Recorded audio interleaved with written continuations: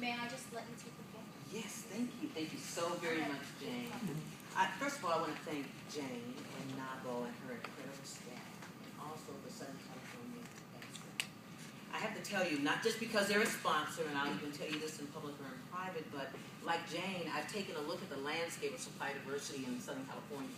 Typically, I'm national.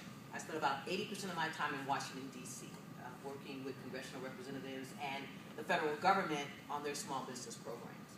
And there's some folks there that do it very, very well. When I started spending more time at home, and I'll tell you more about that later, more time at home, I started looking at the landscape and I couldn't find anything that was real, anything that was viscerally real. There was a lot of hype and there was a lot of mom and apple pie, but there wasn't anything real until I found Southern California Edison. And I said this to is it Joyman or Jocelyn? Joycelyn.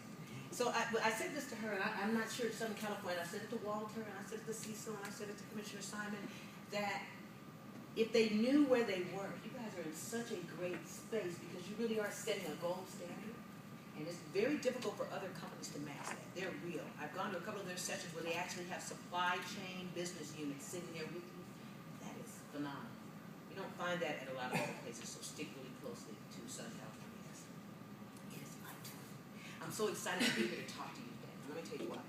There are some specific strategies and tactics that I put in place for large companies and small companies. The real stuff. So I'm glad there are no windows in here. All we have to do is close the doors and I can tell you the real keys to how to make a difference for your business. It doesn't matter how big you are. Because I think that many of us as small businesses have been lulled into a sense of security. We think we know it because we're going through the door of supply diversity. We're doing all the things that they tell us to do. We're acting properly. We're being kind. We're not asking questions that are too hard in public forums, although we might talk among ourselves. But we're behaving as good citizens, and that's all good. But we're still not getting business. So let's talk about the real deal of supply diversity.